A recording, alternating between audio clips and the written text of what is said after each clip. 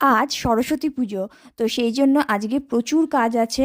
কারণ ঘরটা পরিষ্কার করে তারপর ঠাকুরের জন্য এই জায়গাটা রেডি করেছি। আর এখানে দেখো বিনি একটা ছোট্ট কাইট এঁকেছে আর ABCD লিখে ও ডেকোরেশন করেছে, কারণ ও শুনেছে যে সরস্বতী পুজোর দিন ঘুড়ি ওড়ায়। আজকে ঠান্ডা থাকলেও আকাশটা কিন্তু বেশ পরিষ্কার, আজকে সারাদিন কোনো বৃষ্টি নেই। আর এদিকে ঠাকুরের ভোগের জন্য আলুর দম, খিচুড়ি আর 5 রকম ভাজা করেছিলাম। সরস্বতী ঠাকুরের কাছে বই দিতে হয়, কারণ সরস্বতী ঠাকুর বিদ্যার দেবী, তোমার ভালো লাগার জন্য নয়। সরস্বতী ঠাকুর হচ্ছে পড়াশোনা বিদ্যার দেবী, বুঝেছো? তাই জন্য বই দিতে হয়।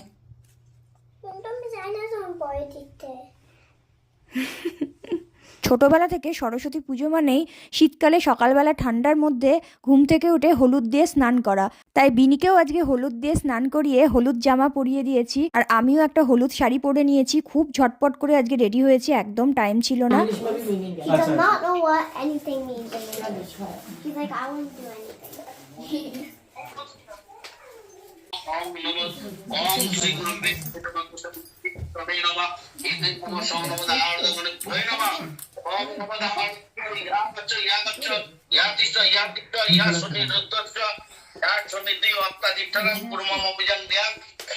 আমরা সরস্বতী পুজোটা এইভাবেই করি, মানে ইন্ডিয়া থেকে আয়ারল্যান্ডে এইভাবেই পুজোটা হয়। আমার শ্বশুর বাড়িতে সরস্বতী ঠাকুর এনে পুজো হচ্ছে, আর ওই ঠাকুরমশাই এইরকমভাবে অনলাইনে মন্ত্র বলছেন, আর আমি যেভাবে বলছেন সেভাবে করে দিচ্ছি।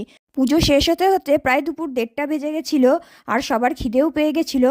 চলো দেখায় আজকের মেনুতে কি কি আছে। আজকে আছে খিচুড়ি, আলুর দম, আমের চাটনি, আর রয়েছে মিষ্টি দই। খুব ভালো, খুব ভালো, খুব ভালো। जैसे कैमरा चला जाएगा।